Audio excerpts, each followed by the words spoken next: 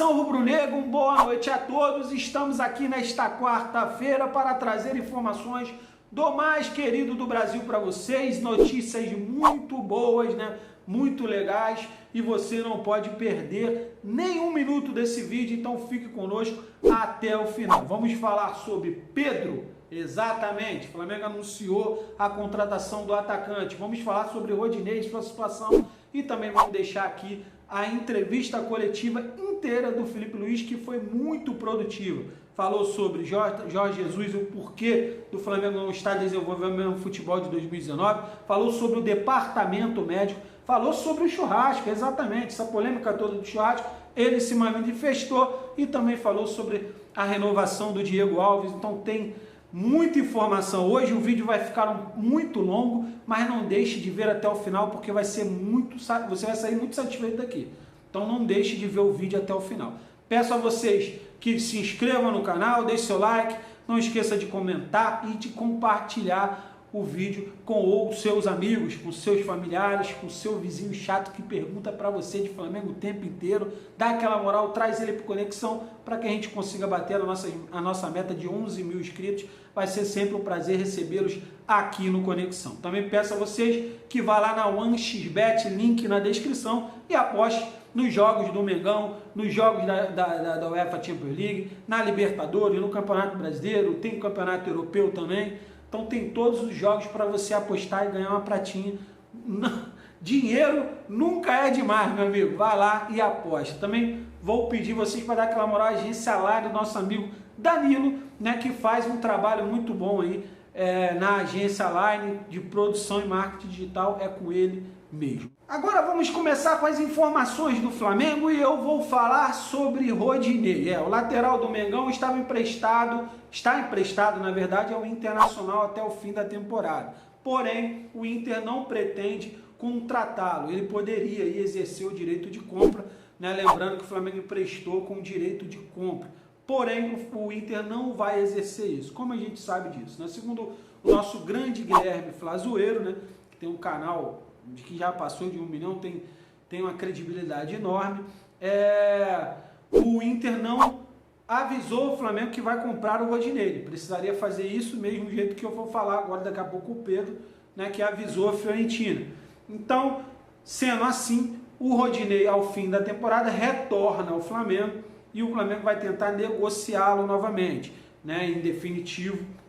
Por quê? O Flamengo precisa de botar dinheiro em caixa e o Rodinei, segundo as informações que chegam, não faz mais parte dos planos do Flamengo. Então já temos aqui o Matheus, já temos o Isla e provavelmente o que vai acontecer com o Rodinei vai ser negociado novamente, beleza? Então essa é a informação envolvendo aí o lateral direito que está no Inter, mas pertence ao Mengão queridão. Agora vamos falar da notícia que todo mundo quer ouvir, né? Trata-se aí da contratação do atacante Pedro. O Flamengo avisou a Fiorentina que vai sim exercer o direito de compra do jogador, o jogador que tem feito uma temporada maravilhosa, feito gols importantes, e já era de se esperar, né? Eu acho que se o Flamengo anunciasse que não iria contratar o jogador, que seria estranho. Vai aparecer a foto divulgada pelo Flamengo e eu vou trazer as informações. O jogador fica na Gávea, né, até 2025, exatamente. Graças a Deus vai ficar por um longo período aí com a gente ainda, né, e vai ser pago da seguinte forma: o Flamengo vai pagar 14 milhões de euros em 6 vezes, galera, exatamente. Como que vai acontecer isso? A cada ano o Flamengo vai pagar 2 parcelas, né, referentes a contratação do Pedro. Então ficará em 3 anos esse dinheiro vai ser pago em 3 anos. O Flamengo já vai pagar a primeira parcela agora no primeiro trimestre de 2021, né? Logo nesse início o Flamengo vai pagar a primeira parcela e lá no final paga mais uma parcela e assim consequentemente. Pedro, que tem sido muito importante e acredito que será mais importante ainda ao longo não só dessa temporada, como também ao longo da trajetória dele aqui com a camisa do Mengão. Muito boa contratação, né? A Fiorentina também já anunciou, avisou, na verdade, né, os os seus torcedores, seus adeptos e a imprensa italiana que o Flamengo vai contratar o jogador em definitivo. Muito bom, eu fiquei muito feliz com essa informação, porque realmente é um cara que vai agregar, já agrega e vai agregar mais ainda ao longo dos anos. Então fica aqui a nossa imensa gratidão para a contratação do Pedro, porque realmente vai fazer muita coisa pelo Flamengo aí, desse moleque que tem um talento enorme e daqui a pouco com certeza vai ser aí chamado para a seleção, porque tem mérito para isso, é um centroavante sensacional. Beleza? Galera, agora eu vou botar para vocês a coletiva, né, do Felipe Luiz. Cara, foi uma coletiva sensacional, eu assisti ao todo, tá, antes de trazer para vocês, e ele falou sobre diversos assuntos. O Felipe Luiz é sempre articulado, né, cara? É um cara que sabe falar muito bem, é um cara que entende de futebol, sabe do que está falando, e ele concedeu a entrevista à Flá TV, aonde ele falou sobre Diego Alves, falou sobre o churrasco, falou sobre Jorge Jesus e sua saída, e tudo isso você vai conferir a partir de agora na coletiva dele. Lembrando, a coletiva está inteira, então o vídeo ficou um pouquinho extenso. Então não deixe você de assistir até o final, porque você vai estar informadíssimo com as principais notícias do Flamengo, que eu trouxe antes, e essa coletiva que está sensacional do Felipe Luiz. Fique com a coletiva, né? Não esqueça de se inscrever, deixar seu like e, claro, deixar seus comentários sobre a coletiva, sobre a contratação do Pedro, sobre o Rodinei, todas as informações que a gente trouxe nesse vídeo aqui. Saudações rubro-negras, até a próxima. Fica com a coletiva agora. Primeiramente, boa tarde para você, Felipe, tudo bem? Boa tarde, tudo bem. Vamos lá. A primeira pergunta é da repórter Monique Danello, do Esporte Interativo. Felipe, com as eliminações na Copa do Brasil e na Libertadores, muitos questionamentos surgiram, um deles envolvendo as mudanças no departamento médico e a recuperação dos jogadores. Como vocês avaliaram essas mudanças e até que ponto vocês tiveram influência nelas ou não? Bom, o primeiro clube que eu passei eu vi que o departamento médico tem mais... uma notícia do departamento médico tem quase mais peso que a dos próprios jogadores, né? Realmente foi muito falado, e dizer que todos os lugares que eu passei também existiram várias lesões e que a gente confia plenamente no Dr. Tanuri, nas decisões dele. Ele foi o responsável ano passado por fazer eu ter uma recuperação praticamente milagrosa, eu, o Arrascaeta, o Diego, foi um dos responsáveis, né, para a gente poder ter jogado aquela semifinal da Libertadores, depois de uma lesão grave no joelho. Então, obviamente que quando as coisas vão não tão bem, ele vai ser o cara mais cobrado, né? E existiram mudanças, mas eu acredito que tenham sido, que ele deve ter tomado buscando a excelência. Como a gente também, em cada jogo, é cobrado ao máximo e eles exigem a nossa excelência, o doutor também busca a excelência dentro do Flamengo, né? Então ele quer que, provavelmente ele quis que aqui estejam os melhores profissionais da área. Aqui hoje estão, na minha opinião, os melhores profissionais da área. A gente se sente completamente coberto, né, em todos os sentidos no departamento médico, mas as lesões no futebol, elas são inevitáveis, né? Muitas vezes se culpam o médico, mas elas acontecem não só aqui no Flamengo, senão em todos os clubes do mundo. Então, como você falou, sempre que existe um consenso e a transdisciplinaridade é excelente, todo mundo sai ganhando com isso, mas, como eu falei, o doutor tem total autonomia e a gente tem a total confiança nele de que ele vai fazer o melhor para poder devolver todos os jogadores. Eu fui um deles, né, lesionado da melhor forma possível para o campo, o antes possível, mas principalmente que não tenham recidivas, isso é o mais importante. Isabelle Costa, Paparazzo Rubro Negro. Saiu uma informação que ontem vocês se reuniram para fazer um churrasco do grupo e comissão, que antes era organizado pelo Rafinha, e você até destacou como importante na coletiva de despedida dele. De quem partiu a ideia e se você acredita que seja importante o grupo ter mais momentos como esse? É engraçado que seja notícia isso, né? Porque esse almoço a gente faz todos os meses.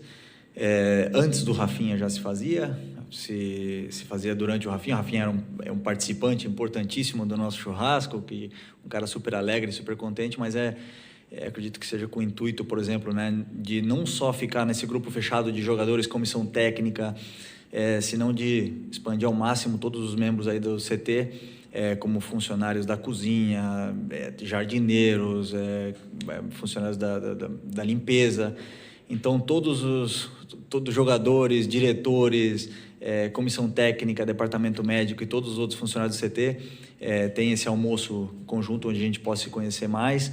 E nosso time já é um time muito unido, todo mundo sabe disso, mas possa ficar ainda mais, né? E essa comunhão ela ser total em todos os âmbitos do clube do Flamengo, né? Que é importantíssimo. Eu ainda gostaria de expandir ainda mais lá na Gávea com todos os sócios, tudo, mas obviamente que esse é um almoço numa data que a gente pode durante a semana, mas que mais para frente, quem sabe a gente possa aí ter mais esse carinho aí do sócio torcedor. Sidão Marinho, Rádio Transamérica. Toda vez que se faz uma avaliação do Flamengo, existe uma imediata comparação com o futebol de 2019, comandado pelo Jorge Jesus.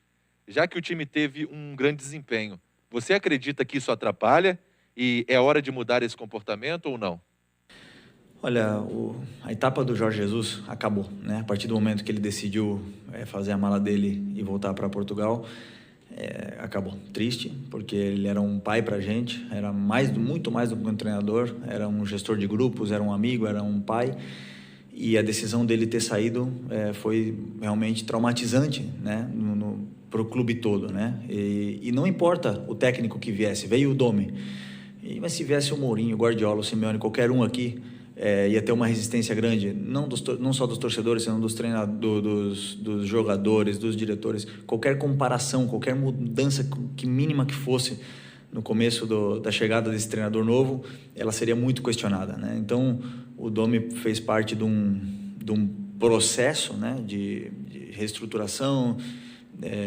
A gente teve que se reinventar de certa forma, esquecer o Jorge e fazer coisas novas. O time teve que se readaptar, porque não adianta, não existem dois treinadores iguais, né? Então, o Domi foi importante nesse processo, acabou não dando do certo até o final, mas o Rogério veio e estamos com ideias novas, estamos melhorando a cada dia. Repito, esquecendo o que está no passado, ficam as nossas fotos na parede da glória, mas quem é ambicioso e quem quer ganhar só pensa no próximo jogo. Eu sou assim, eu só quero ganhar o próximo jogo, não importa o que eu fiz ontem, se eu joguei bem ontem, se eu fui campeão ontem, eu quero ganhar o próximo jogo e quero tentar ser campeão o próximo, né? Então, obviamente que ficar pensando no passado atrapalha, se essa é a pergunta. Então, eu sou o primeiro que não penso mais e só quero ganhar o jogo no fim de semana. Edson Viana, TV Globo. Qual tem sido o foco principal do trabalho nesse tempo maior de treinamento que o Rogério tem agora? O que o time já vai mostrar de evolução na próxima rodada? Bom, o time vem numa evolução grande nos últimos jogos, né? É injusto falar que esperar a próxima rodada para ver a evolução. Ideias diferentes, modelo de jogo diferente do que o Jorge, que o Domi, e o Rogério vem com essa ideia nova. O time vem crescendo a cada dia, vem com uma solidez maior. É verdade que alguns jogos tomou gols, mas muitos dos gols difícil de explicar, né? Mas realmente o trabalho do Rogério nessa semana agora, o que ele vem trabalhando, que essa é a pergunta. Ele é um treinador que diria completo, trabalha todos os aspectos, trabalha tanto laterais de forma individualizada, trabalha zagueiros, trabalha as linhas, as compactações, trabalha absolutamente tudo. E claro que isso exige um tempo, exige um processo de assimilação desse trabalho que ele está fazendo, mas existe também muito diálogo e muitas correções com vídeos onde a gente vai entendendo cada vez mais a sua ideia para que possamos ser o time com a cara do Rogério Ceni, né? Que claro, como eu falei, isso aí não é de uma hora para outra, isso exige tempo. Pedro Henrique Torre, ESPN. Diante dos possíveis erros cometidos pelo time nas eliminações em Copa do Brasil e Libertadores, no que o Flamengo precisa melhorar para alcançar um nível capaz de fazê-lo arrancar rumo ao título brasileiro? Desculpa, pode repetir a pergunta? Claro. Eu estava pensando no Gabigol ali fora. Pode. Pedro Henrique Torre, da ESPN. Diante dos possíveis erros cometidos pelo time nas eliminações em Copa do Brasil e Libertadores, no que o Flamengo precisa melhorar para alcançar um nível capaz de fazê-lo arrancar rumo ao título brasileiro? Sempre que você perde um jogo, que você é eliminado, até mesmo empatando os dois jogos, só se olham os erros, né? E claro que existiram muitos erros. Eu me atrevo a dizer sem nenhuma dúvida que o jogo do Racing foi um dos melhores jogos nossos nos últimos meses. Aquele jogo que a gente foi eliminado, o segundo jogo. E o que o time precisa fazer? Merecer vencer, jogar desse jeito. Mesmo que não tenha vindo a vitória, que a gente tenha perdido nos pênaltis, mas o time mereceu vencer, dominou o jogo em todo momento. Não é um aspecto, são vários aspectos, né? Quem entende futebol sabe disso. Não é simplesmente entrar no campo e não errar. São várias coisas que conduzem ao acerto ou que conduzem ao erro. Nesse caso, a gente está treinando e corrigindo cada dia para que o time possa ser sólido. Eu não vou dar aqui a chave do sucesso, não vou falar aqui qual é exatamente o que a gente está fazendo, até mesmo para não dar pista para qualquer adversário, mas obviamente que cada dia que passa esses erros, entre aspas, são corrigidos, o time joga de uma forma mais conjunta, mais compacto e cada vez mais sólido. É isso que a gente está melhorando a cada dia e que foi assim no jogo do Racing. Que até com 1 a menos, a gente conseguiu botar o time deles dentro da área, né? Vender Casagrande, Jornal O Dia. Com as eliminações na Copa do Brasil e na Libertadores, torcedores protestaram em frente ao Ninho do Urubu antes do clássico com o Botafogo e disseram que conquistar o Brasileiro 2020 se tornou obrigação. Você concorda que o Flamengo tem essa obrigação de ser campeão da competição e se achou justo o protesto feito por esses torcedores? A partir do momento que eu estava lá na Espanha, na minha casa, com o contrato do Flamengo na minha mão para poder assinar, eu sabia perfeitamente que é um clube, uma torcida muito exigente. Eu sabia exatamente onde eu estava vindo e essa exigência ela me motiva, né? Ninguém gosta, né, de sofrer protestos, ninguém gosta de sofrer xingamentos da torcida, mas essa torcida e esse clube, com o tamanho dessa torcida, ela vem com isso, essa exigência. A gente depende, a alegria de muita gente depende da gente, nós jogadores. Então a gente sabe desse peso e dessa responsabilidade, entendemos perfeitamente o protesto. Que ele exista é saudável, faz com que a gente nunca relaxe. Eu mesmo, obviamente, vocês podem ver dentro do campo, ninguém relaxa, que quando se perde um gol, ou quando se comete um erro, o cara que mais está triste é o cara que cometeu esse erro, né? E isso a gente vê todos os dias aqui na CT, mesmo que os torcedores não consigam ver.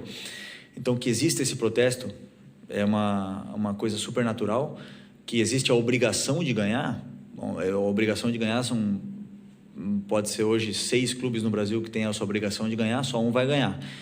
Que a gente tem a obrigação de estar ali brigando e lutando cada dia para conquistar esse título, para estar lá em cima na tabela, mas pode ter certeza que nós somos obrigados a se esforçar o máximo possível para poder estar brigando pelo título. Isso nós sabemos dessa nossa responsabilidade e vamos cada dia mais, como eu falei, não dormir à noite quando as coisas não saem direito, né? E não se contentar com uma vitória, senão vamos sempre querer estar brigando pelo título. Esse grupo é muito ambicioso, queremos brigar pelo título e queremos que essa mesma torcida que proteste seja a mesma torcida que vá depois no lado do nosso ônibus comemorar o título, se isso vem a acontecer. Então, a torcida e jogadores, a gente tem que ter uma comunhão, como foi ano passado. E ela vai existir quando as coisas saírem bem, e a gente sabe disso. E, como eu falei, o protesto é uma coisa natural que vem com a pressão de jogar no maior clube do Brasil.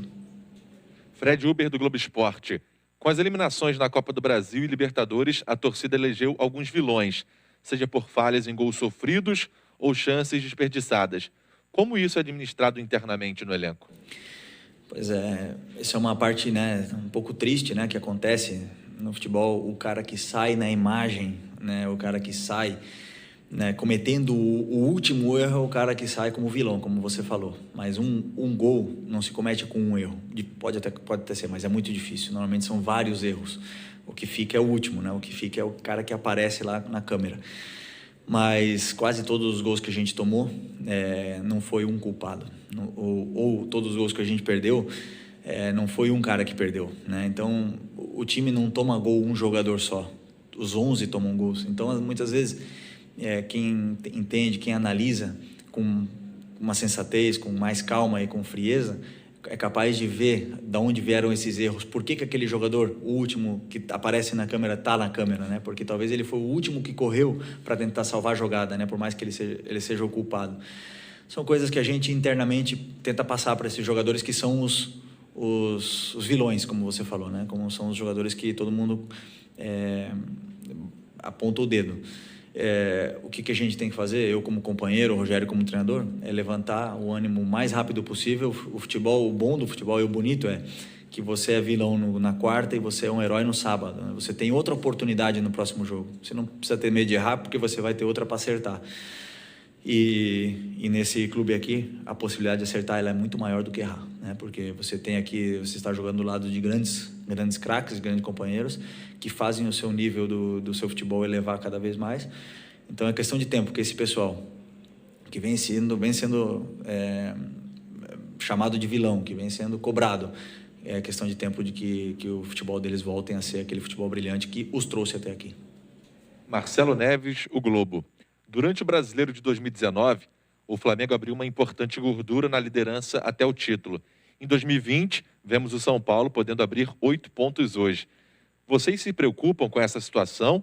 E como está sendo o trabalho de não deixar o São Paulo ou um outro clube desgarrar na tabela? Você pode ficar pensando nos outros, ficar se preocupando com a tabela, mas a realidade é só uma. Faltam 15 jogos. Me corrija se eu estou errado. 15, né? Faltam 15 jogos. E nós só temos que pensar em um time, no Flamengo. Se o Flamengo ganhar a maioria desses 15 jogos, nós vamos ter possibilidades. Se a gente perder e torcer para os outros perder, a gente não vai ser campeão nunca. Nós temos que tentar ganhar os nossos jogos, fazer a nossa parte. E qual é a nossa parte? É o Santos fim de semana. Não tem outro pensamento, né? O Simeone sempre falava lá, partido a partido, que é jogo a jogo. Não tem outro caminho, é jogo a jogo, é estudar o próximo adversário e quando acabar estudar o outro. Nem pensar daqui a 2 jogos, pensar só no próximo. Fazendo isso aí e ganhando os nossos jogos, nós vamos fazer a nossa parte, né? Depois, se o São Paulo ganhar os 15 que faltam para eles, mérito deles, vamos aplaudir, ponto. Mas se a gente ganhar, obviamente que nós vamos estar muito mais perto de conquistar o título. Marcos Coelho, Rádio Tupi. Projetando o jogo de domingo com o Santos. É uma equipe que deu trabalho no primeiro turno, apesar da vitória do Flamengo. Inclusive com você brincando com o Marinho nas redes sociais por causa do estilo do jogo do adversário. Quais os principais cuidados o Flamengo vai precisar tomar? Pois é, um jogo dificilíssimo, né? O Santos é um grande clube, histórico, grandes jogadores. O Marinho, muita gente pode achar que eu estou falando besteira aqui, mas é o que eu penso sobre o futebol. Eu já falei para ele, é o jogador mais difícil de marcar no Brasil. É o jogador que mais domina para frente, mais pensa em 1 contra 1, elétrico o jogo inteiro. Talvez não se esforça tanto na marcação, mas não é a função dele. A função dele que se pede é que ele crie perigo, ele faz isso todos os jogos, super complicado. E vai ser um jogo de exigência máxima, né? Esperar com que o nosso time esteja no melhor nível possível para poder ganhar, porque realmente vai ser daqueles jogos que todo mundo gosta de jogar. Um jogo de altíssimo nível, por mais que o Santos venha com alguns desfalques, né? Pelo que a gente sabe, mas sabemos da qualidade dos jogadores que ele tem e do difícil que vai ser esse jogo. Mauro Santana, canal do Mauro Santana. Procede a informação de que após a eliminação na Libertadores, o elenco firmou um pacto com a comissão técnica pela conquista do Brasileirão? Pacto, ninguém firma, assim, não firma um pacto, né, sem ter na mão, né? Então, o que existe aqui nesse clube, nesse grupo, isso eu posso garantir para vocês, é um compromisso máximo de todos os jogadores. Isso existe. Isso eu não tenho nenhuma dúvida. Nós nos reunimos nos momentos ruins, a gente se reuniu, houveram reuniões, todo mundo falou, todo mundo expôs as suas maiores dúvidas, solucionamos os problemas, tentamos falar com jogadores que talvez não estão rendendo no seu nível que se espera, e tudo, esse compromisso ele existe, pacto. Isso não tem como, isso foge das nossas mãos, né? Então, o que a gente vai ter, como eu falei para vocês, é o compromisso de estar lutando pelo brasileiro até o último segundo, até a última gota de suor que a gente tiver, até mesmo pela a camiseta esse escudo que a gente veste aqui, ele exige isso, ele exige esse compromisso, né? Os maiores ídolos desse clube, tirando o Zico e o pessoal de 81, são os jogadores que mais entrega, mais raça deram dentro de campo, e a gente vai, sem nenhuma dúvida, lutar, como eu falei, até a nossa última gota de suor. Esse é o compromisso que a gente promete, pacto não existe. João Pedro Granete, coluna do Fla. O Diego Alves, além de um grande goleiro, tem um papel muito importante no elenco. O imbróglio para a renovação do Camisa 1 tem impactado o dia a dia de trabalho e os jogadores também vivem essa expectativa pela permanência? Desculpa. O Diego é um cara importantíssimo para a gente, para os jogadores, para o clube. É um cara que fez história aqui no clube, continua fazendo história no clube. Um cara que passou por todos os tipos de situações aqui, foi vaiado, foi aplaudido, pegou pênalti, não pegou nenhum pênalti, passou por todos os tipos de situações aqui.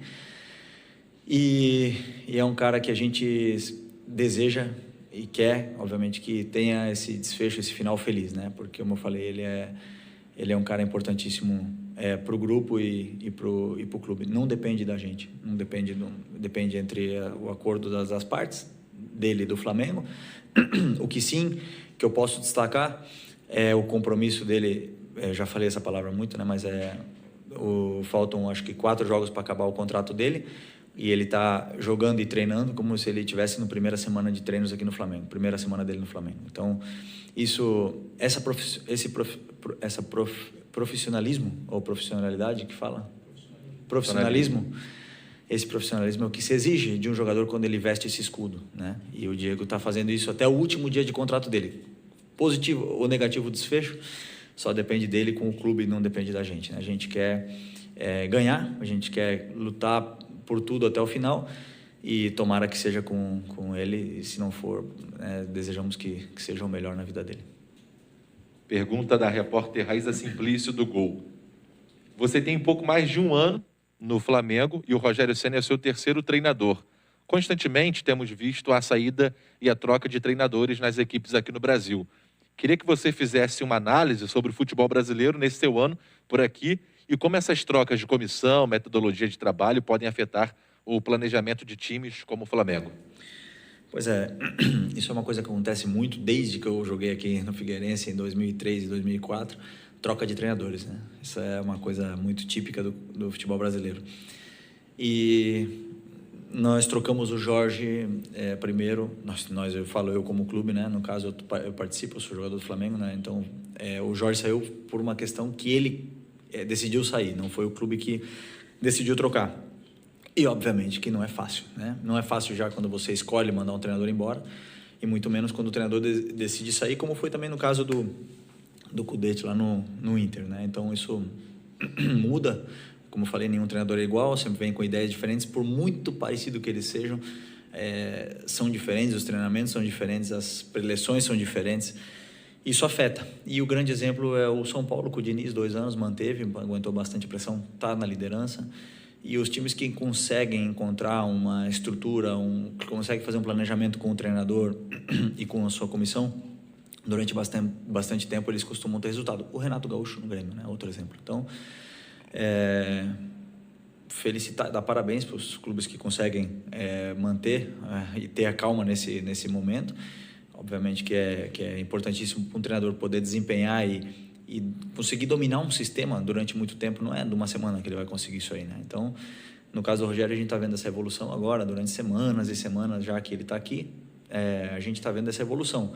Em 2 dias é impossível você um treinador fazer nada. Então, mas o futebol brasileiro também me demonstrou que é um dos mais difíceis do mundo, né?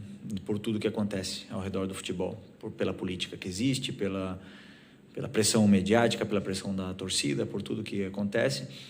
Então, é o mais complicado de todos e também é uma experiência bacana e estou aprendendo muito aqui no Brasil. Bruno Cantarelli. O Flamengo é o melhor visitante do Campeonato Brasileiro, mas não tem um aproveitamento tão grande em casa, como foi no ano passado. Você acredita que a ausência da torcida faz mais falta para os times de massa? Que saudades da nação. Só isso para responder essa pergunta. Que saudades da torcida. Tá sendo um futebol atípico, né? Tá sendo difícil, tá sendo...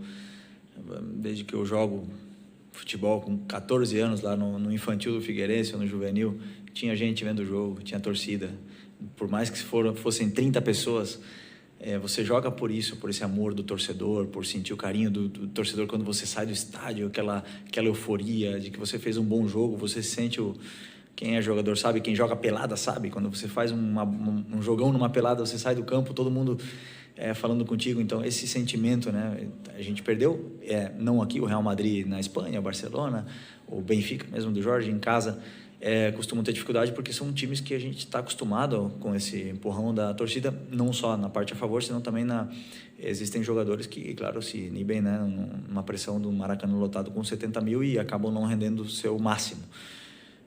No meu caso, pelo menos, eu tenho muita saudade de jogar com essa pressão, tanto em casa como fora, né? Porque jogar fora também é uma motivação, você jogar contra 30, 40 mil no Mineirão lotado. Então, é diferente, o futebol ficou diferente, mas esperemos aí que venha essa vacina de uma vez e a gente possa outra vez sentir o calor e sentir a torcida gritando o nosso nome, né? Porque para isso, eu sou jogador por isso, por escutar um dia a torcida do Flamengo cantando meu nome. Desde que eu sou pequeno, sempre sonhei com isso e quero escutar de novo. A última pergunta, Luciana Zogaib, Rádio Ferge. Diante de um ano tão atípico, o que você destacaria como fator principal para não terem atingido os mesmos resultados, tendo em vista as eliminações nas Copas? São vários fatores, né? O principal fator é a saída do Jorge. Simples assim. O time que estava dominado completamente, tanto nos treinamentos como nos jogos, a gente sabia a forma que a gente jogava e, de repente, claro, ter que aprender de novo, né? Aprender de novo tudo. Não, repito, não culpa de treinador que veio, não culpa de treinador que sai, mas a mudança em si, ela abala, né? Ela abala estruturas, né? Você tem uma defesa jogando de uma forma e passar a jogar de outra. Um não está certo e um não está errado. Os dois podem ser campeões em lugares diferentes, só que quando o time está acostumado a fazer uma coisa e você muda. Essa foi a principal. Agora, a segunda disso obviamente, que nós jogadores somos os culpados de tudo que está acontecendo no campo. Por mais que tenha um treinador ali que seja o diretor da orquestra, nós jogadores dentro do campo somos os que temos a bola e os que fazemos a bola entrar ou a bola sair ou uma coisa ou outra. Então, nós jogadores, sem nenhuma dúvida, assumimos essa responsabilidade de não ter, eu primeiro, né, assumo essa responsabilidade de não ter conquistado esse objetivo da Libertadores da Copa do Brasil até agora. Valeu, Felipe. Bom Obrigado. treino. Bom